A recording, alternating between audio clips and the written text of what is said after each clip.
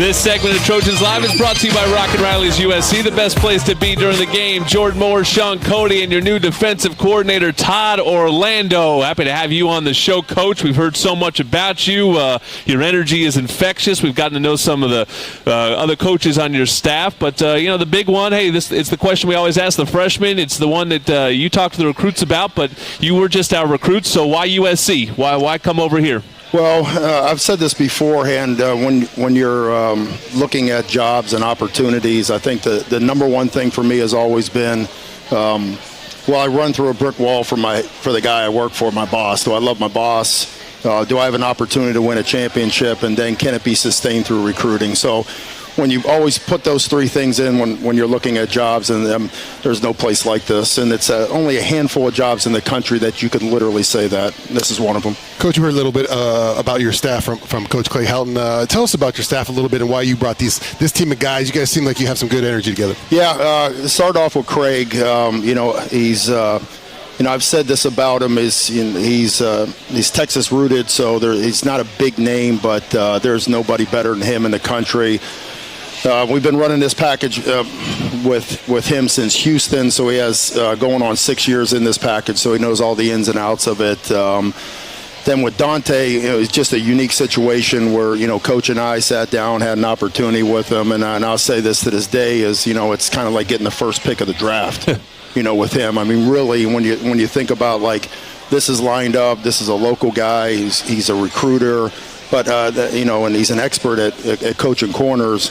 And to go along with him is just such a genuine, big-hearted guy. I mean, if you have a chance to sit down and talk with him, people just, gravitate to really good people that are very talented. And then Vic came in, and it was a big part of Vic when Coach and I sat down was we wanted somebody with some presence, and we really believe that Vic is a superstar in the making, and we're catching him at a great time in his career really early. And, he's a Californian, so, and he grew up with SC football, and he's already you guys have brought this up during the break, but you could probably put him in playing the three technique. Yeah. So, absolutely. Presence is a great word, Coach, and it's, you're not going to talk about the past, but it's maybe something we've been looking for in the defensive side of the ball, because I listen to all you guys talk, and you talk about violence. There's just a mentality, the way you guys approach football. What's the process of transferring that to your players? Yeah, those I kind of laugh because they put us in interviews back to back, and it was probably not a great idea. We probably put Graham in there someplace because it sounded like we were promoting UCF or whatever, Dana White. So, but it was, I think the common message, and it wasn't scripted, but the alignment. That was, if you hear us all talk, it's, nobody's talking about themselves. Nobody's talking, just like these are the things that, that we need to get accomplished. And as we sat down and we kind of evaluated the crew that we have and just watched some of the film from the past, and we really think it's going to take some time. We're realistic about this, but we're going to retrain guys. And I brought it up in one of my interviews about, going to those places that are really, really hard and learning how to fight. And you're going to get knocked around in there. You're going to get thrown out, and somebody's got to throw you back in there, and you're going to fight, and you're going to figure things out. But the only way you can do it is to get pressed to that limit. And that's our plans right now, is our training in terms of the winter workouts and what AA has done in terms of putting more of a shield of armor on these guys, getting stronger to be able to do the things that we want them to do during practice. It was funny when Coach was talking about that dark place you got to go. My brain went back to that place in college, and I was like, oh, man, that was a dark place. But you had to find your way out of that place, and it sounds like you guys are getting ready to do that. What do you see from your guys on defense? What are your initial impressions? Obviously, you haven't worked with these guys in the field yet, but what are your initial impressions in this offseason workouts and being around this group of guys? Well, a lot of older guys. Yeah, absolutely. I was going to bring that up. Experience is critical, and they just handle themselves in a manner of being veterans. Sometimes you get an older crowd and maybe they act like 18, 19-year-old kids, but a lot of these guys have been battle tested, so it helps us in terms of the way that they work.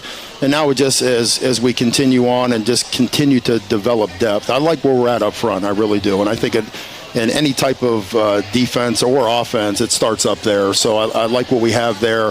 And now it's kind of developing guys. We got some guys that are injured. That's, but they got to get right. But we know we're really relying on those guys when they get back in the fall.